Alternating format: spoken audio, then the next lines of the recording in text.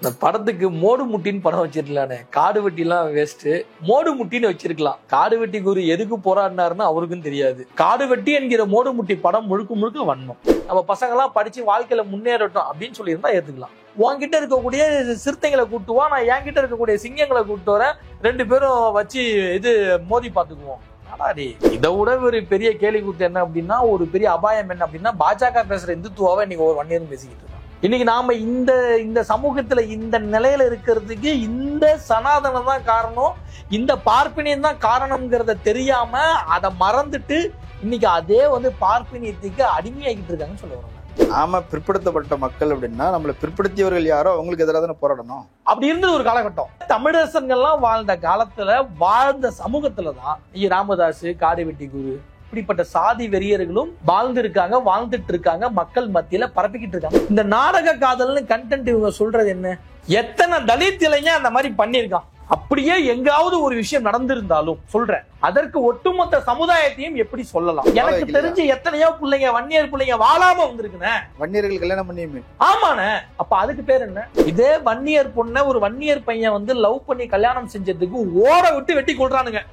அன்னைக்கு இந்த ராமதாஸ் எங்க போனாரு? இந்த காடு வெட்டி என்கிற மோடு முட்டி படத்தை எடுத்த இந்த டுபாகுஸ்லாம் எங்க போனாரு? இல்ல, என்ன பொறுத்தவரை லவ் இஸ் லவ், அவ்வளவுதான். கல்வியின் அவசியம் உணர்ந்தவர் தானே டாக்டர் ஐயா. வெங்காயத்தை உணர்ந்தாரு. ஏன்னா நீங்க டாக்டர் ஐயா நீங்க சொல்லாதீங்கண்ணே, அவர்லாம் ஐயா சொல்லாதீங்கண்ணே. இன்னைக்கு அம்பேத்கரை ராமதாஸ் பேச்சுக்காக வேணா பேசலாம், ஒரு பாமக காரன் கூட அம்பேத்கரை ஏத்துக்கல. இதுதான் நாடகம்ன்றீங்க? நாடக அரசியல் அது. இதுதான் நாடக அரசியல். நாம கட்ட போற காலேஜ் இருக்கக்கூடிய ஒவ்வொரு செங்கலும் ஒவ்வொரு வன்னியருக்கு தான் சொந்தம்னு சொல்லி இந்த காலேஜை கட்டி நீங்க அந்த ட்ரஸ்டை தான் பொண்டாடி பேருக்கு மாத்துறீங்கன்னா நீங்க எவ்வளவு பெரிய அயோக்கியர்களாக இருப்பீங்கன்னு நான் கேட்கிறேன். தேவர்களின் பாதுகாவலர்னு சொல்லிக்கக்கூடிய எவனாவது இதை பற்றி பேசியிருப்பானா? கிடையாது. இல்ல, ஆர்கே சுரேஷ் அப்ப தலைமறைவா இருந்தாரு. இல்லனா மட்டும் அறுத்து தள்ளியிருப்பாரான. கஷ்டப்படக்கூடிய இல்லாதப்பட்ட உழைக்கும் வர்க்கமான வன்னியர் சமுதாயத்தை சேர்ந்த மக்கள் கிட்ட ஆட்டைய போட்ட திருடுனவன நீ அந்த வன்னியர் மக்களோட பாதுகாவலர்னு ஒரு படத்தை எடுத்தா எவன் தான் எடுத்துக்க முடியும்? அரண்சை நண்பர்களுக்கு வணக்கம். அரண்சை ஊடகம் சுயேட்சையாக இயங்குவதற்காகவே உருவாக்கப்பட்டது. நாம் செய்கிற வேலை உண்மையிலேயே மக்களுக்காக செய்கிறோம் என்பதை நீங்கள் நம்பினால், வாய்ப்பு இருந்தால் இந்த ரேசர் பே QR கோடுக்குள்ளே நீங்கள் அதை ஸ்கேன் பண்ணி எங்களுக்கு உங்களால் இயன்றதை விருப்பம் இருந்தால் ஆதரவு தெரிவிக்கலாம். அரண்சை நேயர்களுக்கு வணக்கம். நான் மதன் அறிவிலகன். இன்றைய நமது சிறப்பு விருந்தினர் சத்யபிரபு அவர்கள். நிறைய விஷயங்கள் நம்ம விவாதிக்க இருக்கிறோம், அவரை வரவேற்கலாம். வணக்கம். வணக்கம். இப்ப சமீபத்துல காடு வெட்டி நடுநாட்டு கதை அப்படின்னு சொல்லி ஒரு படத்துடைய ட்ரெய்லர் வந்திருந்தது. காடு வெட்டி குருவுடைய வாழ்க்கை வரலாறை மையமாக வைத்து வந்திருக்குது போல தெரியுது. மஞ்சள் கிரியேஷன்ஸ்லாம் போட்டுக்கிறாங்க. அந்த ட்ரெய்லர் ஆரம்பிக்கும் போதே பார்க்குறேன், அப்படி மேல இருந்து காட்டுறாங்க, ஒரு மாட்டு வண்டியில் ஒரு இளம் பெண்ணுடைய பிணம் எடுத்துட்டு போகப்படுது. ரொம்ப சோகமா போறாங்க. ஒரு ஆசாரி இரும்பை உருக்கி அடிச்சுக்கிட்டு இருக்கிறாரு. இன்னொரு பக்கம் அடுத்த சீன், ஒரு பையன் பரட்டத்தலையோட அழுக்கா இருக்கிறான். பறையில தாட்சாயினி அப்படின்னு சொல்லி பேர் எழுதுறான். ஏதோ அவன் லவ் பண்ற பொண்ணுவோ தலித் சமூகத்தை சேர்ந்த ஒரு பையன் என்பது போல ஒரு குறியீடு. இப்படி நிறைய குறியீடு. வில்லனை காட்டும் போது அவன் நீலகண்டன் நீல பேர்ல நீல கலர்ல எழுதியிருக்குது. புரட்சி விதை அப்படின்னு சொல்லி அவங்க கட்சிக்கு பேர் வைக்கிறாங்க.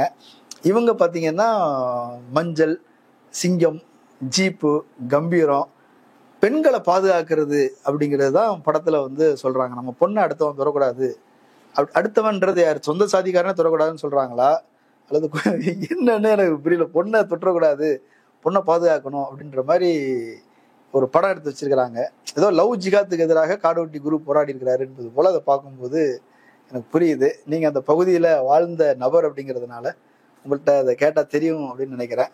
உங்களுடைய பார்வையில அந்த ட்ரெய்லரை பத்தி சொல்லுங்க. இந்த படத்துக்கு மோடு முட்டின்னு படம் வச்சிருக்கலானே, காடு வெட்டிலாம் வேஸ்ட், மோடு முட்டின்னு வச்சிருக்கலாம். மோடு முட்டி நல்ல பேரு தானே, மோடு முட்டி. நான் சின்ன வயசுல இருந்து வளர்ந்த விதம் இதெல்லாம் பாத்தீங்கன்னா மேங்கோ பாய்ஸை சுத்தி தான் இருக்கும். ஏன்னா நான் இருந்த பகுதி, என்னுடைய இன்னும் சொல்ல போனா நானும் ஒரு காலத்துல இது போல சாதி வெறியோட சுத்திட்டு இருந்த காலங்கள்லாம் உண்டு. என்னுடைய காலர் டியூனே ஒரு காலத்துல மறுமலர்ச்சி படம் தெரியுமானே, மறுமலர்ச்சி படம். அது ஒரு பாட்டு வருவார், புகழ் இருக்குது, பெயர் இருக்குது, ராசு படை ஆட்சி தான் அப்படிங்கிற அந்த பாட்டு தான் ஒரு காலத்துல என்னுடைய காலர் டியூனாவும் வச்சிருந்திருக்கேன், என்னுடைய ரிங்டோனாவும் வச்சிருந்திருக்கேன். இன்னும் சொல்ல போனா இன்னைக்கும் சரி, நானும் வந்து டெய்லியும் சொல்றேன், திட்டுறேன், இதெல்லாம் வேணாடா விட்டுருங்கடாங்கிறேன். கேட்காத என்னை சார்ந்த பசங்க, நான் இன்னும் என்னை சார்ந்த பசங்க வந்து அந்த பக்கம் தான் இருக்கானுங்க. அதெல்லாம் வச்சுதான் நான் சொல்ல வரேங்க. காடு வெட்டி குரு வந்து அவரு கதை முழுசாலாம் எடுக்கலண்ணே. அவரு கதை வந்து முழுசாலாம் அதுக்குள்ள வச்சுலாம் எடுக்கல. இல்ல அவர் லவ் ஜிகாத்துக்கு எதிராக போராடினாரா இல்லையா?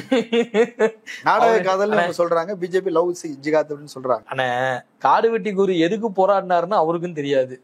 நீங்களே பார்த்திருப்பீங்க, காடு வெட்டி குருவோடைய பேச்சுக்களை நீங்க பார்த்திருப்பீங்க. அந்த பேச்சுக்கள்ல முதல்ல பாத்தீங்க அப்படின்னாக்க, நாங்களாம் ரொம்ப பின்தங்கி இருக்கோம், நாங்களாம் முன்னேறணும். ஆமா, நான் கூட கேட்டுக்கிறேன், எங்க மக்கள் வந்து ரொம்ப பிற்படுத்தப்பட்ட மக்கள், அவங்க வந்து ஆடு மேய்க்கிறாங்க, மாடு மேய்க்கிறாங்க, பண்ணி மேய்க்கிறாங்க அப்படிலாம் வந்து ரொம்ப துயரத்தோட எடுத்து சொல்லுவாரு. நாங்க முன்னேறணும் அப்படிலாம் சொல்லுவாரு. அவரை ஏன் நீங்க விமர்சிக்கணும்னு கேக்குறேன். அந்த லெவல்ல நிக்கிற வரைக்கும் தப்பு இல்லை.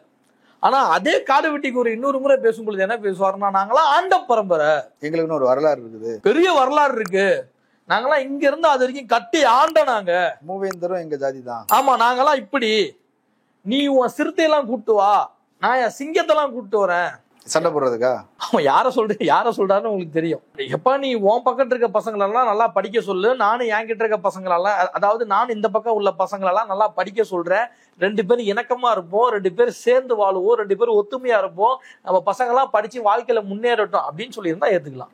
உன்கிட்ட இருக்கக்கூடிய சிறுத்தைகளை கூட்டுவா, நான் என்கிட்ட இருக்கக்கூடிய சிங்கங்களை கூட்டு வரேன், 2 பேரும் வச்சு இது மோதி பாத்துக்குவோம். நாடாடி வன்னியர் சமூகம் பின்தங்கிய சமூகம், பிற்படுத்தப்பட்ட சமூகம், மிகவும் பிற்படுத்தப்பட்டோர்னு ஒரு பட்டியல் கீழே வேணும்னு சொல்லி போராடி வந்திருக்குது.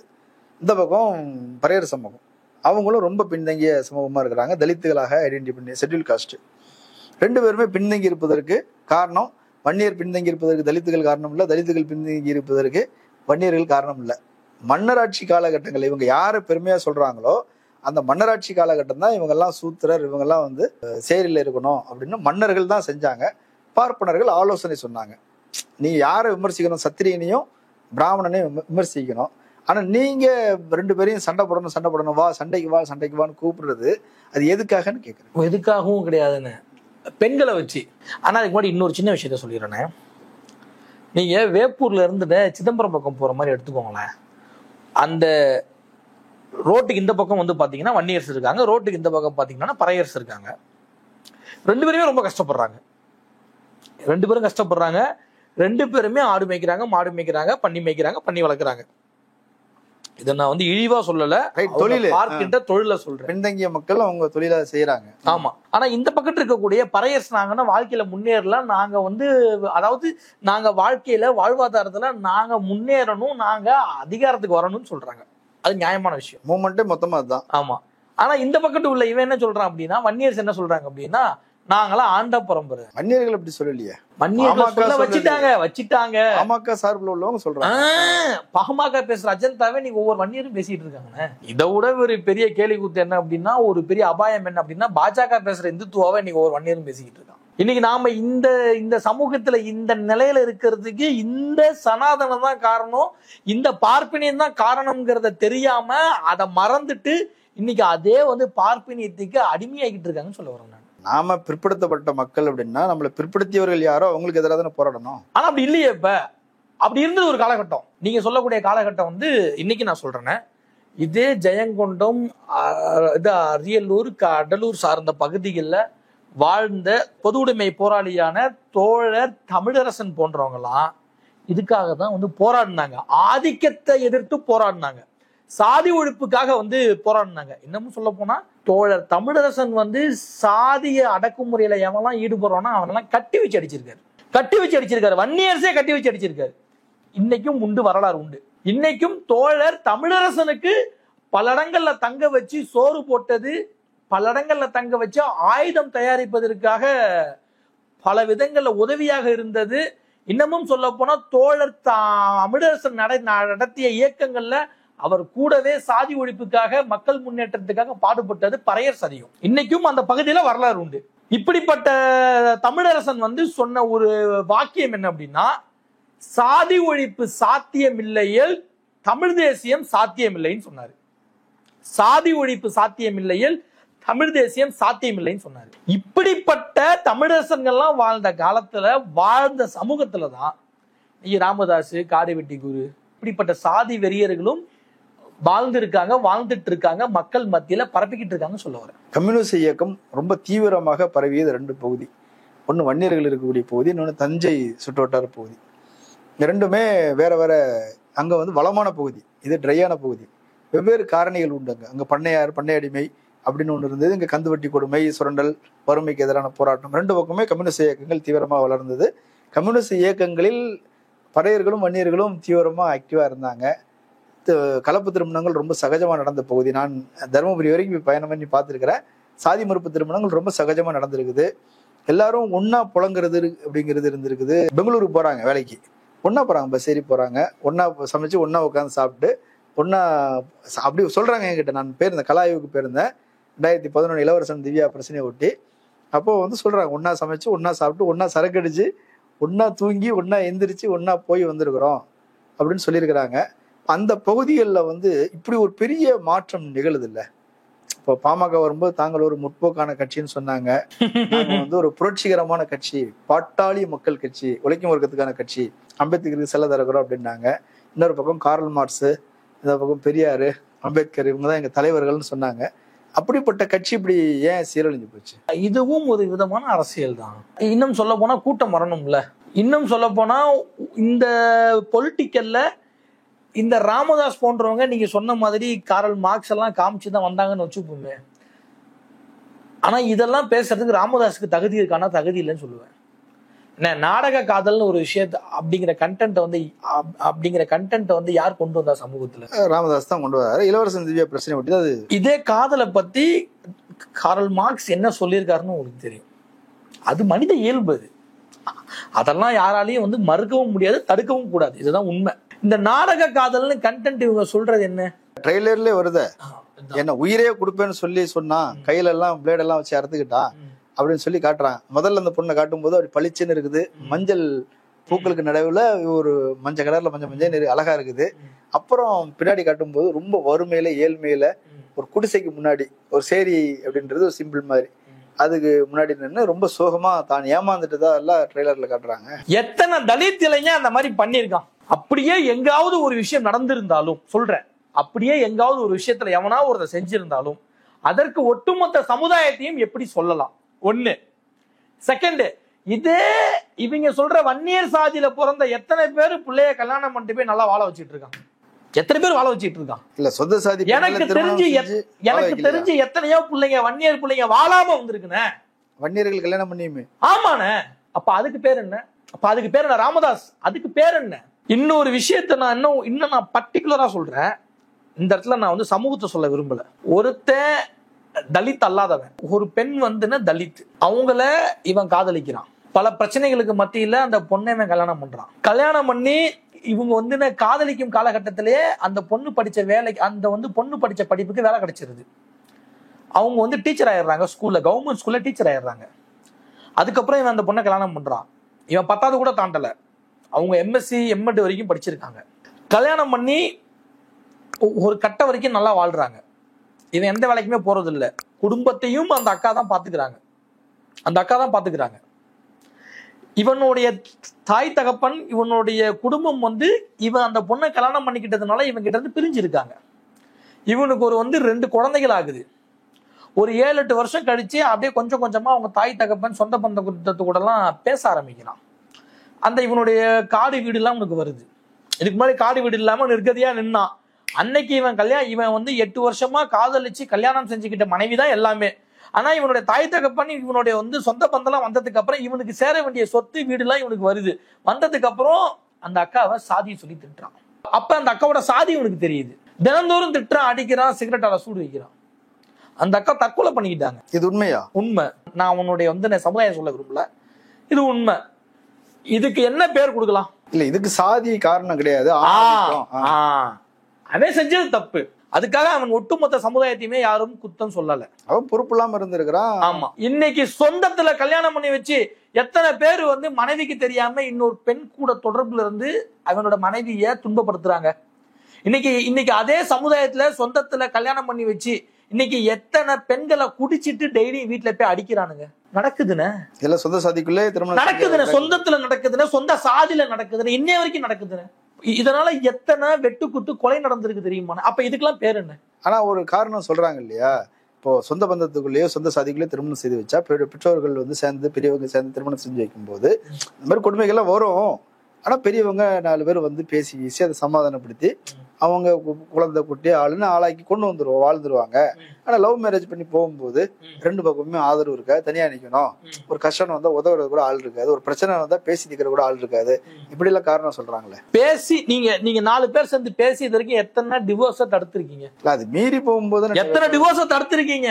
அப்ப அந்த 4 பேர் பேசுறங்கிற கண்டென்ட் ஃபிளாப்பா? ஏன்னா உண்மைதானே? அப்ப ஒருத்தன் பண்ற தப்புக்காக ஒரு சமூகத்தை குத்தம் சொல்றது தப்பா சரியா? சரி, இவனுங்க சொல்ற மாதிரியே வச்சுப்போமே, இவனுங்க சொல்ற இந்த சாதிய பிரச்சனைகளே வச்சுப்போமே. இளவரசனும் திவ்யாவும் கல்யாணம் பண்ணி வாழவே இல்லை. அதுக்குள்ள என்ன நடந்துச்சுன்னு உங்களுக்கு தெரியும். வாழ விடல. அவங்க வாழ்ந்துருந்தாதான் தெரியும். அவங்களுக்குள்ள பிரச்சனை கிடையாது, நல்லாதான் இருந்தாங்க. அவங்க கவர்மெண்ட் வேலை போலீஸ் வேலை கிடைக்கிறதா இருந்தது, அதுக்குள்ள இறந்துட்டா. அப்படி கொண்டுட்டாங்க. அது என்ன வேணா அதுக்கு பேர் வைக்கலாம். அடுத்தது சங்கர் கௌசல்யா நல்லாதானே வாழ்ந்துட்டு இருந்தாங்க. அவனு அந்த பொண்ணு ஒண்ணு அடிச்சு கொடுமைப்படுத்தல, நல்லா வாழ்ந்து இருந்தாங்க. அவனால என்ன செய்ய முடியுமோ அந்த பொண்ணை நல்லா தானே வச்சிருந்தான். அந்த பொண்ணு சந்தோஷமா தானே இருந்துச்சு. நீங்க என்ன பண்றீங்க? வெட்டி கொண்டுட்டீங்க. அடுத்தது கோகுல்ராஜும் சுவாதியும் லவ் பண்ணாங்களா பண்ணலையானே தெரியாம வெட்டி கொண்டுட்டீங்க. 2 பேரும் பக்கத்துல நின்னாங்க, அவங்க காதலிச்சாங்களானே தெரியல. ஆணையும் பொண்ணையும் பார்த்ததுமே உங்களுடைய அந்த சாதி புத்தின்னு நான் சொல்ல மாட்டேன், சாதிய புத்தி. சாதிய புத்தினா சாதிய மனநிலைன்னு சொல்லுவாங்கல்ல, அந்த சாதிய புத்தி வந்து 2 பேரும் ஒன்னா நிக்கிறத பார்த்ததுமே என்ன பண்ணுது? வெட்டி கொல்ல சொல்லுது. இதுல எப்படி நீங்க நாடக காதல்னு ஒரு விஷயத்த சொல்ல முடியும்? சரி, அப்படியே வச்சுப்போமே. கிருஷ்ணகிரியில இதே வன்னியர் பொண்ண ஒரு வன்னியர் பையன் வந்து லவ் பண்ணி கல்யாணம் செஞ்சதுக்கு ஓட விட்டு வெட்டி கொள்றானுங்க. அன்னைக்கு இந்த ராமதாஸ் எங்க போனாரு? இந்த காடு வெட்டி என்கிற மோடு முட்டி படத்தை எடுத்த இந்த டுபாகுஸ்லாம் எங்க போனானுங்க? ஓ வன்னியர் பையன் தானடா. சரி, மத்தவன் பண்ணா தப்புங்கிற, ஏழை குடும்பம் அப்படின்னு சொல்றேன். அதான் மத்தவன் பண்ணா தப்புங்கிற. என்னை பொறுத்த வரைக்கும் அதுவே தப்பு கிடையாது நான் சொல்றேன். சரி, மத்தவன் பண்ணா தப்புங்கிற. எனக்கு சாதி நம்பிக்கை இல்ல, சாதி கிடையாதுன்னு. அதனால இவனுக்கு பேச்சுப்படியே வரேன் நானு. நீ சொல்ற வன்னியர் சாதியில பிறந்த ஒரு வன்னியர் சமுதாயத்தை சேர்ந்த ஒரு பையன் அதே வன்னியர் சாதியில உள்ள தன் சொந்தக்கார பொண்ணை ஒருத்தர் வந்து காதல் செஞ்சு கல்யாணம் செஞ்சுக்கிறதுக்கு வன்னியருங்கிற சாதி வெறி பிடிச்ச மிருகங்கள்லாம் அவனை ஓட விட்டு நடு ரோட்ல பட்ட பகல்ல வெட்டி கொள்றானுங்க. எத்தனை பேர் வாய திறந்தீங்க? இந்த நாடக காதல் பேசுற ராமதாஸ் என்ன பண்ணாரு? இல்ல, அவங்க என்ன சொல்றாங்க அப்படின்னா, இப்ப நம்ம பொண்ணு வசதியான குடும்பத்துல பிறந்து வளர்ந்தவ, ஒரு வசதியான குடும்பத்துக்கு போனாதான் நல்லா இருக்கும், ஒரு ஏழை குடும்பத்துக்கு போனா இருக்காது, ஒரு தராதரம் வேண்டாமா, ஒரு தகுதி வேண்டாமா, என் பொண்ணை நான் இவ்வளவு படிக்க வச்சிருக்கிறான், அவன் என்ன படிச்சிருக்கிறான், இப்படியான ஒரு கருத்துக்கள்லாம் இருக்குது. இததான் நானும் சொல்றேன். இங்க பிரச்சனையே இருக்கப்பட்டவன் இல்லாதப்பட்டவங்கிற பிரச்சனை தான். தலித் சாதி அப்படின்னு சொன்னா அவன் பையன் பேசுற மாதிரி ஒரு டைலாக் வருது. 10 பைசா பாக்கெட்ல இல்லைனாலும் கூட லாரியா அன்பு இருக்குது அப்படின்றத ஒரு நக்கலா சொல்ற மாதிரி எடுத்து வச்சு. சரி, எத்தனை தலித் பசங்க அந்த மாதிரி பெண்கள்கிட்ட நக்கலா சொல்லி நீங்க பாத்திருக்கீங்க? இல்ல, என்ன பொறுத்தவரை லவ் இஸ் லவ், அவ்வளவுதான். அது வன்மம். காடு வெட்டி என்கிற மோடு முட்டி படம் முழுக்க வன்மம். இதுல இன்னொரு விஷயத்த நீங்க பாருங்க, காதல்ங்கிறது எல்லாத்துக்கும் பொதுவானது. ஆனா நீ இவங்களதான் காதல் செய்யணும், இவங்களை காதல் செய்யக்கூடாதுன்னு சொல்றது எவ்வளவு மனித குலத்துக்கு விரோதமானது நீங்க பாருங்க. இல்ல, சயின்டிபிக்காவே சொந்த பந்தத்துக்குள்ள திருமணம் செய்யக்கூடாதுன்னு சொல்றாங்க. இவன் காதல் செய்யக்கூடாது, இங்கதான் காதல் செய்யணும் சொல்றதுக்கு நீ யார்? நான் கேக்குறேன். இல்ல, நான் சமுதாயத்தின் பாதுகாவலர்னு சொல்றேன். உன்னை யாரா பாதுகாவலர்னா யாரா ஏத்துக்கிட்டா? இல்ல, நான் தானே கட்சி வச்சு. சார், நான் கேக்குறேன், அந்த சாதிக்காக நீ தான். அது திரும்பவும் நான் கேக்குறேன்.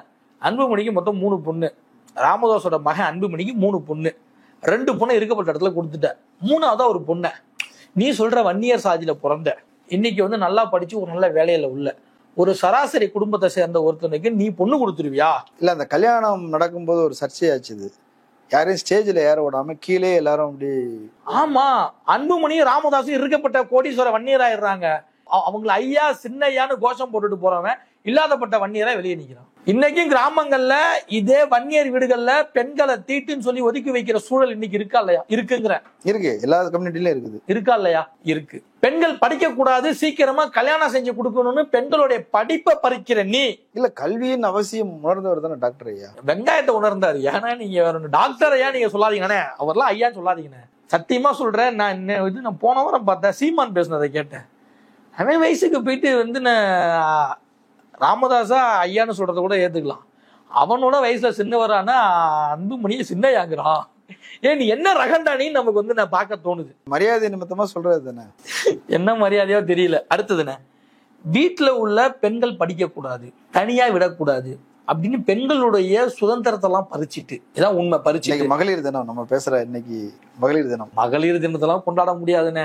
ஏன் கொண்டாட முடியாதுன்னா, தனியா தீட்டுன்னு வீட்டுல ஒதுக்கி வைக்கிற இந்த சமூகத்துல சீக்கிரமா கல்யாணம் செஞ்சு கொடுக்கணும்னு ஏதோ ஒரு காரணத்தை சொல்லி படிக்க, அதாவது பெண்களுடைய படிப்பை வந்து முழுசா படிக்க விடாம தடுக்கக்கூடிய இந்த சமூகத்துல அவங்களுடைய சுதந்திரத்தையும் அவங்களுடைய சம உரிமையும் பறிக்கிற இந்த சமூகத்துல நாங்களாம் ஆம்பளை, நாங்களாம் யார் தெரியுமா, நாங்க சொல்றதுதான் உனக்கு என்ன தெரியும் அப்படின்னு சொல்லி பெண்களை அடக்குமுறைகளுக்கும் அடிமைத்தனத்திற்கும் உள்ளாக்குகிற இந்த சமூகத்துல இன்னைக்கு நீங்க பாத்துருப்பீங்கன்னா தொடர் பாலியல் வன்கொடுமைகள் பிரச்சனைகள்லாம் பாண்டிச்சேரியில.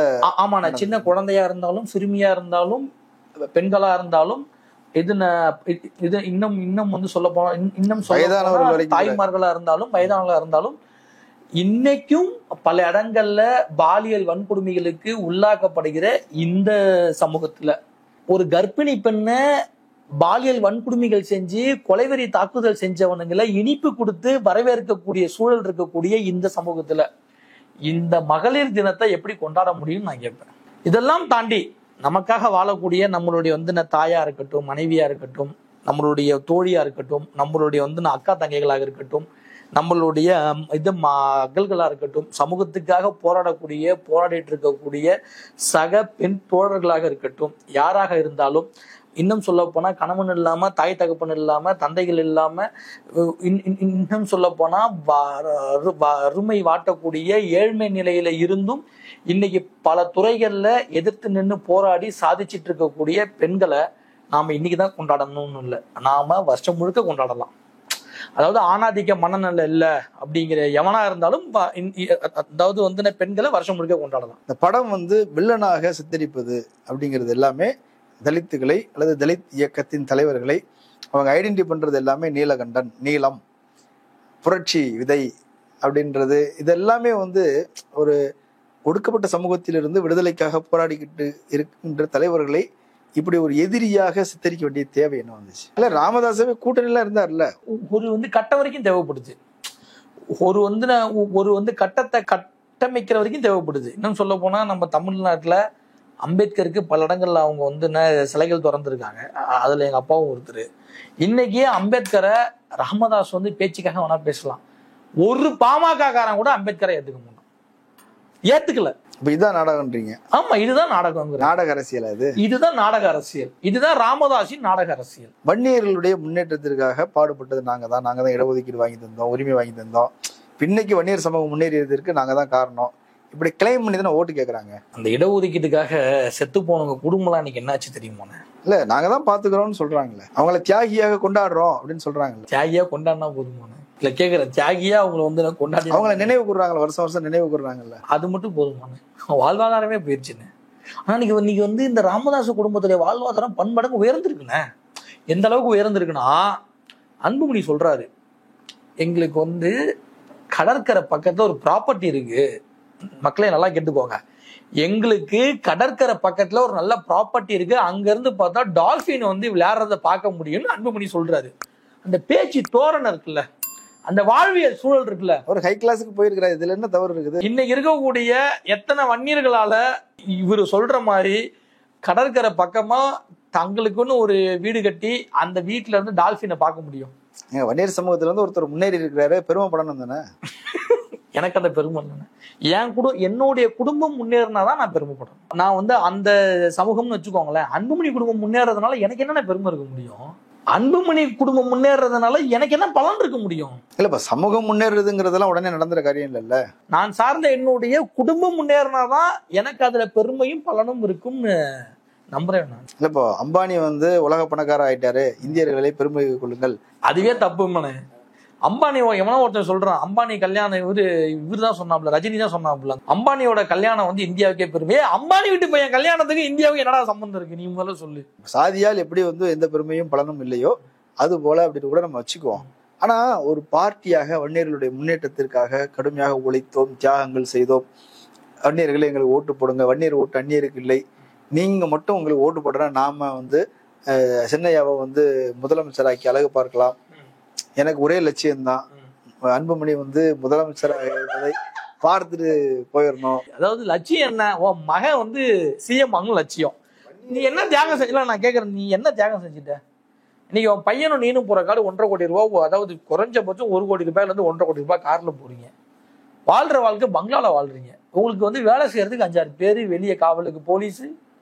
உன் பின்னாடி நீ வந்து நல்லவனா கெட்டவனா நீ என்ன செய்யறனே தெரியாம உன் பின்னாடி வர்றதுக்கு ஒரு 50-100 பேர். இதுல பல இடங்கள்ல சொகுசு பங்களா, சொகுசு வீடுகள். இதுல வன்னியர்களுக்காக நமக்கு வந்து நம்ம பசங்களாம் முன்னேறணும்னு சொல்லி ஒரு காலேஜ் ஒண்ணு கட்டுனேன்.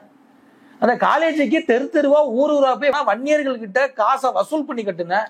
இதுல உள்ள ஒவ்வொரு செங்கலும் ஒவ்வொரு வன்னியர்களுக்கு சொந்தம்னு சொன்னேன். நீ அந்த காலேஜ் ட்ரஸ்ட் ராமதாஸோட பொண்டாட்டி பேருக்கு அந்த வந்து ட்ரஸ்ட்டை முழுசா மாத்தி வச்சிருக்காங்க. சரிங்க, ஒரு எவ்வளவு என்ன பெரிய வேற யாரும் எவ்வளவு பெரிய திருட்டு குடும்பமாக இருந்தால் ராமதாஸ் குடும்பம் வந்து தெருவாக வன்னியர்களுக்காக காலேஜ் வேணும், காலேஜ் கட்டணும், நம்ம பசங்களாம் முன்னேறணும்னு சொல்லி தெருவா ஒவ்வொருத்தையும் பணத்தை வசூல் பண்ணி நாம கட்ட போற காலேஜ் இருக்கக்கூடிய ஒவ்வொரு செங்கலும் ஒவ்வொரு வன்னியருக்கு தான் சொந்தம்னு சொல்லி இந்த காலேஜை கட்டி நீங்க அந்த வந்து ட்ரஸ்ட்டை தான் பொண்டாட்டி பேருக்கு மாத்துறீங்கன்னா நீங்க எவ்வளவு பெரிய அயோக்கியர்களாக இருப்பீங்கன்னு நான் கேட்கிறேன். பெண்களை எதுல நீ காப்பாத்துற?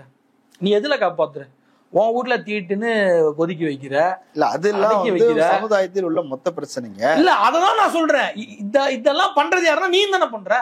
சரி, உன் சாதியிலே ஒரு வந்து நல்ல பையன், இல்லாதப்பட்ட பையன் உன் வீட்டுல வந்து பொண்ணு கேட்கலாம் வேணாம். அந்த பொண்ணுக்கு அவனை பிடிச்சிருக்கு, அந்த பையனுக்கு அந்த பொண்ணை பிடிச்சிருக்குன்னா வாழ விட்டுருவியா? இல்ல, ஆனா அவங்க கவுண்டர் வீட்டுல கல்யாணம் பண்ணிட்டா ஒன்னும் செய்யறது இல்ல, பிள்ளைமார் வீட்டுல கல்யாணம் பண்ணா, முதலியார் வீட்டுல கல்யாணம் பண்ணா ஒன்னும் சொல்றது இல்ல.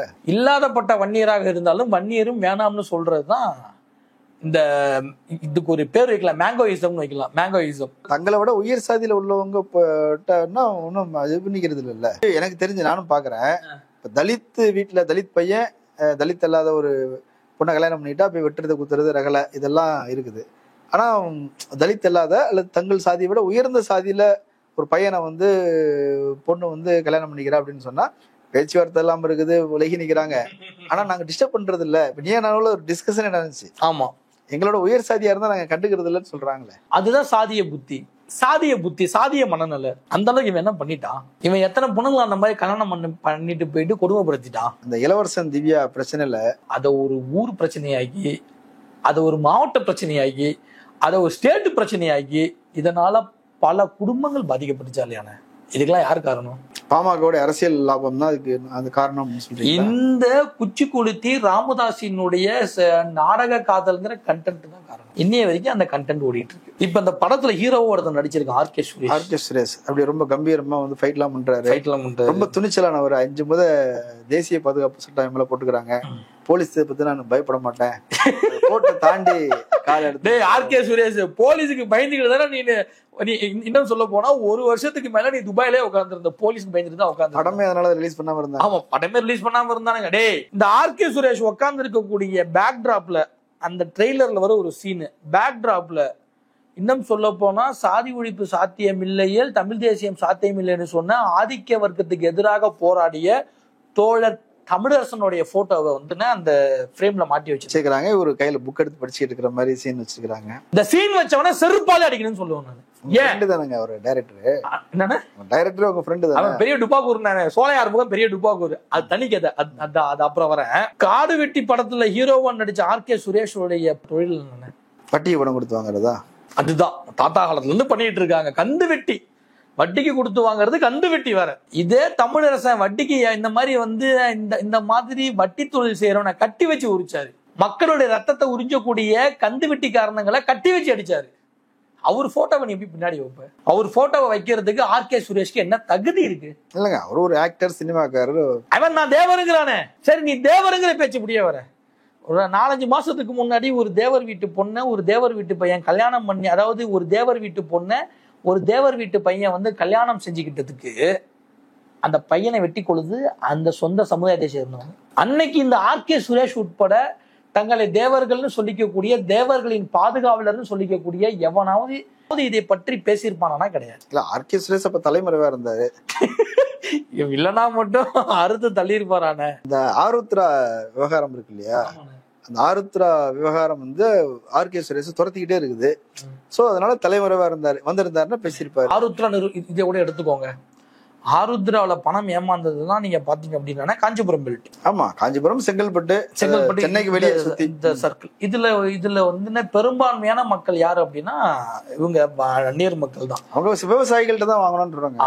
கஷ்டப்படக்கூடிய இல்லாதப்பட்ட உழைக்கும் வர்க்கமான வன்னியர் சமுதாயத்தை சேர்ந்த மக்கள் கிட்ட ஆட்டையை போட்ட திருடுனவன நீ அந்த வன்னியர் மக்களோட பாதுகாவலர்னு ஒரு படத்தை எடுத்தா எவன்டா ஏத்துக்க முடியும்? எவன் ஏத்துக்க முடியும்? இல்ல, ஏன் அந்த பிரச்சனைக்கு ராமதாஸ் பேசல? இப்ப ஆருத்ரா 2400 கோடி ரூபாய் மோசடி பண்ணிருக்கிறான். பெரும்பான்மை வன்னியர்கள்ட்ட தான் சொல்லிட்டு இருக்கிறாங்க. இவங்க ஏன் அதை பேசவே இல்லை? ஏன் பேசலன்னா நான் என்ன நினைக்கிறேன்னா ராமதாஸுக்கு வழக்கம் போல பொட்டி வந்திருக்கும்னு நினைக்கிறேன். இல்ல, நம்ம தெரியாதத சொல்லக்கூடாது. இல்லாம அப்படின்னா பேசிருக்கணுமே. பாதிக்கப்பட்டதெல்லாம் யாரு? வன்னியர்கள் தான் பெரும்பான்மை. வன்னியர்களின் பாதுகாவலன் நீ சொல்ற, அதை நான் ஏத்துக்க மாட்டேறா. வன்னியர்களின் பாதுகாவலன் ராமதாஸ் கிடையாதுன்னு நான் சொல்றேன். அதான் உண்மை. இங்க இருக்கக்கூடிய ஒவ்வொரு ஒடுக்கப்பட்ட உழைக்கும் வர்க்கத்தினருடைய பாதுகாவலர்கள் யாரு அப்படின்னா நான் சொல்றது பெரியார சொல்லுவேன். இந்த பக்கத்து பாத்தீங்க அப்படின்னா இவங்க நான் புரட்சியாளர் அம்பேத்கர் ஐயாவை சொல்லுவேன். இப்படிப்பட்டவங்கள தான் நான் சொல்லுவேன். ராமதாஸ்க்கு இதுக்கு சம்பந்தமே கிடையாது. ராமதாஸ் வந்து அரசியல், அதாவது அரசியலை வைத்து பிழைக்கக்கூடிய ஒரு பிசினஸ் மேன், அப்படிதான் நான் சொல்லுவேன். அன்புமணியோட பேச்சை நீங்க கேட்டிருக்கீங்களா? நிறைய கேட்டிருக்கிறேன். அன்புமணியோட பேச்சு ஸ்லாங்குக்கும் நமக்கு ஏதாவது சம்பந்தம் இருக்கா? படித்தவர், டாக்டர். அதையும் தாண்டி அதுல ஒரு கார்பரேட் தனமான ஒரு தோரணை இருக்கும், பாத்திருக்கீங்களா? அப்படி ஒரு ரிச் லுக் வேணும்லாங்க. அடுத்த கிட்ட தலைவர் அவரு. பாவனை வன்னியர்கள்லாம் இன்னைக்கு நிறைய பேர் முன்னேற முடியாம இன்னைக்கெல்லாம் வாழ்க்கையில ரொம்ப கஷ்டப்பட்டு, இன்னும் சொல்ல போனா நல்ல வீடு கூட இல்லாம நல்ல வேலை கூட இல்லாம இப்படி எல்லாம் வாழ்வாதாரத்துக்காக தினம் தினம் அல்லோலப்படக்கூடியவங்களை வச்சு இவனுக்கு சொகுசு வாழ்க்கை வாழ்ந்துட்டு இருக்கானுங்கன்னு சொல்ல வரேன். வன்னியர்களோட ரிசர்வேஷன்ல எவனாவது கையை வச்சா நான் வெட்டுவேன்னு சொல்ல நான் ஏத்துக்கிறேன்.